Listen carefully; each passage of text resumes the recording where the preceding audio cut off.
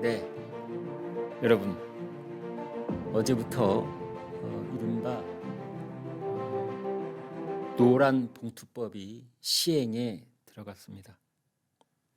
노란 봉투법은 한마디로 이런 겁니다.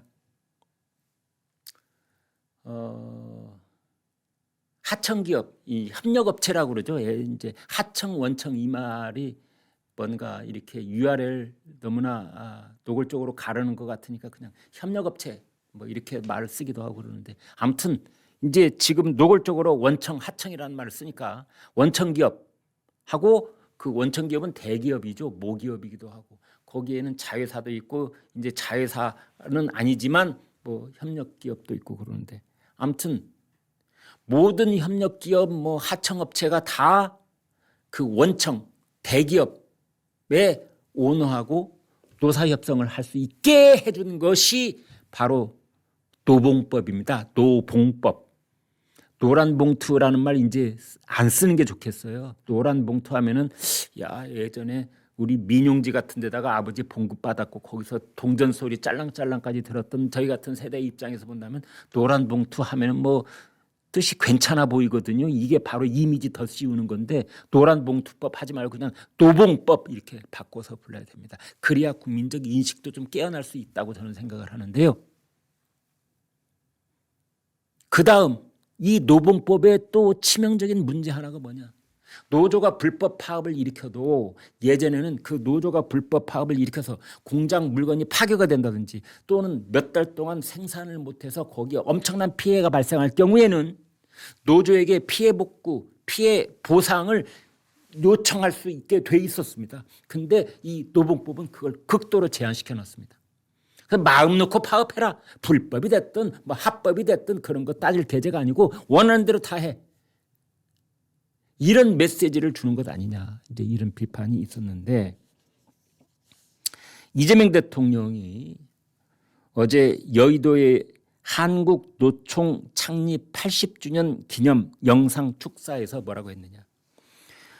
노봉법을 통해서 하청과 원청이 직접 교섭 대화 타협으로 공통의 문제를 해결하는 시발점 되기를 기대하겠다. 오전에는 청와대에서 상생을 실천하는 기업인과의 대화라는 모임을 했습니다. 거기에서 한화오션을 대표적으로 거론을 하면서 칭찬을 했어요. 이게 이제 그 이재명 대통령이 아주 특기 중에 하나입니다. 대표적인 어디 하나를 콕 집어서 얘기를 하는 그런 방식인데요. 연간 890억을 출연을 해서 하청기업에게 성과급을 지급했다. 예, 하나오션 이렇게 890억 성과급 지급하는 거, 하나오션이 이제 대통령의 말에 우리는 곧바로 실천에 옮긴다라는 메시지를 청와대에 주려고 했는지 어쨌는지 그건 좀 모르겠습니다. 아무튼 이제 890억, 1000억 가까운 돈입니다. 그걸 이제 하청기업에도 성과급으로 지급을 했다고 하니 절대 거기서 끝나지 않습니다.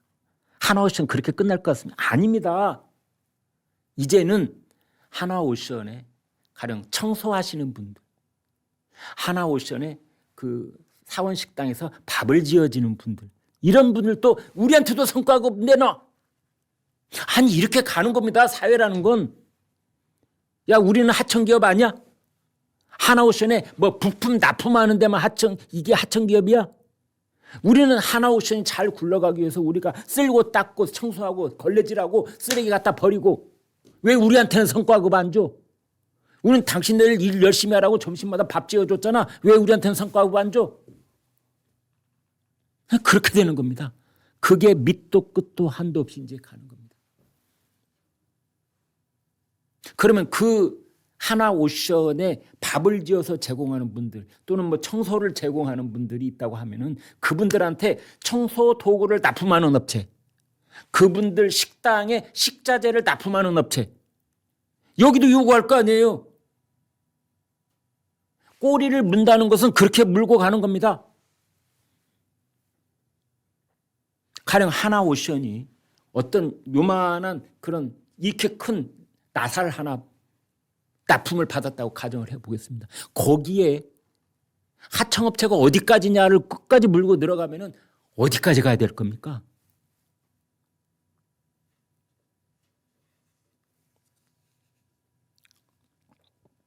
이게 그냥 끝나는 게 아닙니다. 어제 여기 제가 있는 이 사무실, 여기가 이제 광화문에서 걸어가면 3분 거리입니다. 요 일대가 그냥 아주 그냥 난리법석이었어요, 여러분. 난리법석이었어요. 민노총 4,000명 여기 요 앞에 뭐 운집해가지고 원청 교섭 쟁취 투쟁 선포대 7월 15일 총파업 900여 사업장 소속 900여 곳이나 된다네요. 13만 7,400명 하청 노동자 원청 교섭을 요구할 것이다. 첫날부터 거리로 뛰쳐나온 노봉법, 한노총 산하 금속노련 포스코 하청 34곳을 대리하고 전국 택배 노조 포스코와 쿠팡에 단체 교섭 요구 공문을 보내 서울 도심 서울 테헤란로 종로 일대 노조의 동시다발 집회로 난리법석. 포스코와 쿠팡은 교섭 요구에 응하겠다는 의사표시를 했습니다. 이건 법적으로 일주일 동안 교섭 요청이 들어왔다는 걸 공고를 해야 됩니다. 현대자동차, 한국 GM, 현대중공업, 하나오션 등 하청의 교섭 요구 잇따라 울산 플랜트 노조는 민노총 전국 플랜트 건설 노조를 통해 SK, S-오일, 고려아연 같은 석유화학업체 3곳, 현대건설, 현대엔지니어링 등 종합건설업체 4곳에 교섭 요구 공문을 보낸다고 합니다. 또 현대 IHL이라는 기업은 원청기업인 현대모비스의 램프 사업 매각에 반대한다는 입장을 내놓고 공문을 전달한 뒤에 시위를 했습니다. 그러니까 어떤 사업의 일부를 매각한다든지 또는 M&A를 한다든지 이건 고도의 전략적 판단이 필요한 경영권 행사인데 여기까지도 다 개입할 수 있게 되어 있습니다. 재계는 어떤 상황이냐 눈치 보고 있는 거죠. 일단 법은 있지만 법을 얼마나 샅샅이 또 연구를 했겠습니까? 거기에도 다 이 법조인들이 그 회사들도 있는데요. 그러나 아직은 모르겠다. 이재명 정권의 각 소속 소관 부처가 이 법을 어떻게 적용할지, 그리고 이게 소송으로 넘어가서 법원에 가게 될 경우에는 법원에서는 또 이 법을 어떻게 적용을 해서 판결을 내릴지 아직 모른다. 그래서 행정적, 사법적 판단이 나올 때까지 일단은 관망. 제가 기업의 경영자라도 그럴 수밖에 없을 것 같아요. 그런데 더더군다나 참 기가 막힌 것은 청와대의 익명 고위 관계자가 이런 말을 했습니다. 뭐라고 했느냐? 일단 상황을 본 뒤에 문제가 발생하게 되면 그때 가서 법을 개정하면 된다. 이게 말입니까? 막걸리입니까? 예? 귀신 씨나라 까먹는 소리도 이거보다는 낫겠어요. 자다가 봉창을 두들겨도 유분수지. 아니 노란 봉투법, 노봉법 때문에 어떤 기업이 하청기업들하고 그냥 1년 내내 교섭만 하다가 기업이 탁 망했다. 생떼 같은 기업이 문을 닫아버렸다. 나중에 가서 청와대는 그런 문제가 발생하면 그때 가서 법을 고치면 된다고요? 아니 기사가 잘못된 거 아니야 이거? 이게 말이 됩니까? 그때 발생한 피해는, 그때 그 기업의 피해는, 그 기업의 종업원들의 피해는, 그 가족들의 피해는, 그 기업의 주주들의 피해는 그건 나 몰라라? 그때 가서 또 상황 봐가지고 법 개정하면 된다고? 에이 뭐 기사가 잘못됐겠지 설마 하니. 예? 기사가 잘못됐겠죠. 청와대에 있는 사람들도 다 대학 나온 사람들 때 이렇게 어거지 얼토당토하는 반응을 했으려고.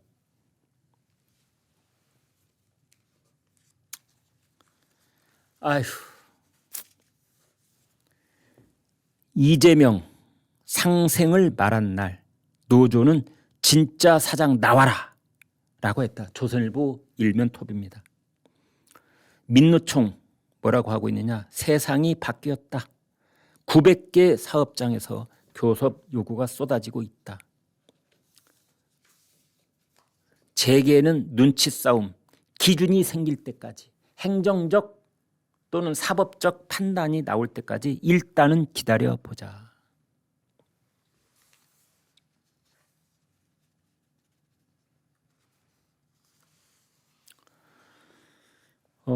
이재명 대통령은 어제 조기 추경을 실시하게 그렇게 국무회의에서 지시도 하고 발언도 했습니다. 추경을 하겠다. 추가 경정 예산을 편성하겠다 이런 겁니다.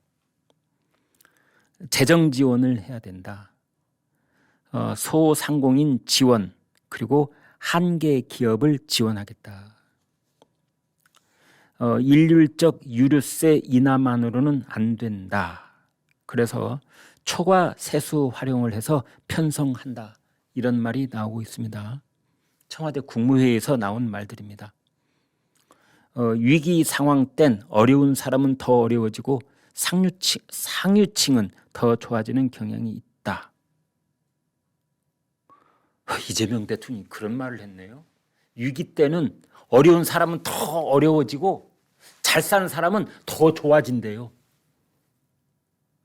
이게 어느 나라 또 경제학 이론입니까?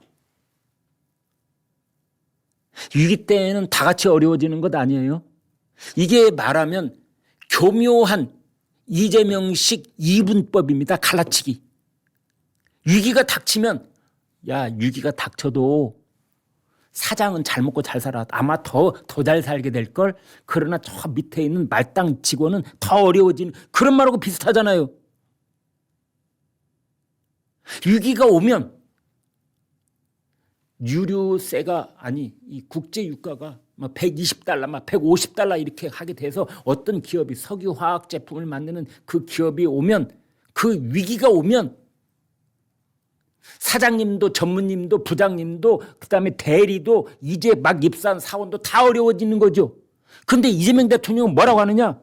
위기 상황이 오면 어려운 사람은 더 어려워지고 상위층은 더 좋아진다.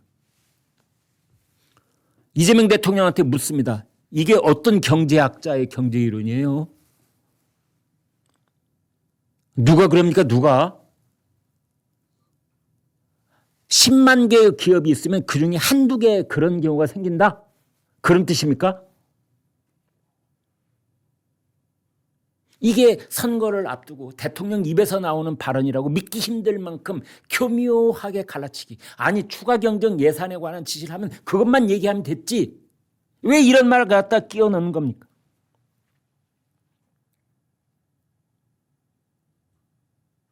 이런 말을 들으면 여기에 이런 말에 귀가 혹해가지고 참 대통령 말 잘한다 이런 국민이 많을 줄 아십니까? 아닙니다. 이 말도 안 되는 말 국민을 바보로 합니까?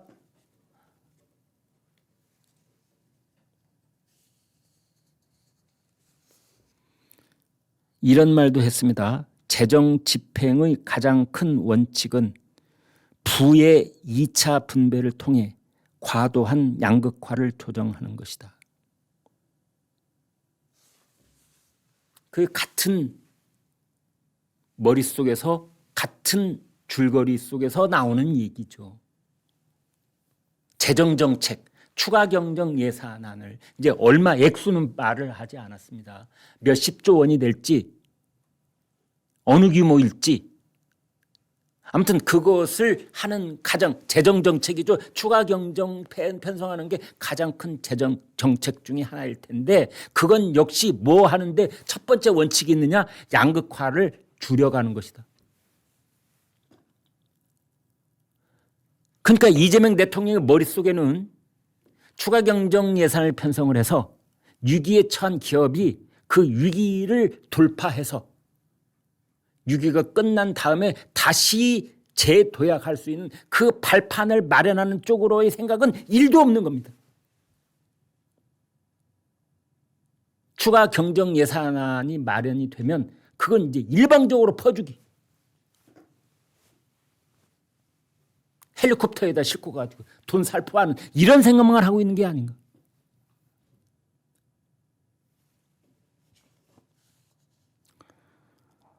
구윤철 부총리가 그 자리에서 그렇습니다. 주식 거래세가 늘었다. 국채 발행 없이 추경이 가능하다. 주식이 5천, 코스피가 5천 돌파해가지고 이 어마어마한 거래량이 늘었거든요.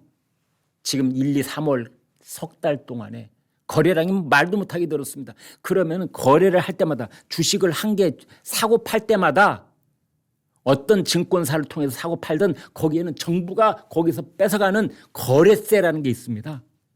양도이익세, 양도차익에 대해서는 세금이 붙지 않지만 주식을 거래하면 무조건 세금이 붙습니다. 지금 어떤 분들은 세금은 안 붙나? 이렇게 생각하시는 분들이 있는데 그렇지 않아요. 세금 붙습니다. 그래서 초과 세수가 발생했다. 주식 시장을 부양한 게 결국 목적이 거기 있었어? 그 거래세 늘리려고 그랬던 거야?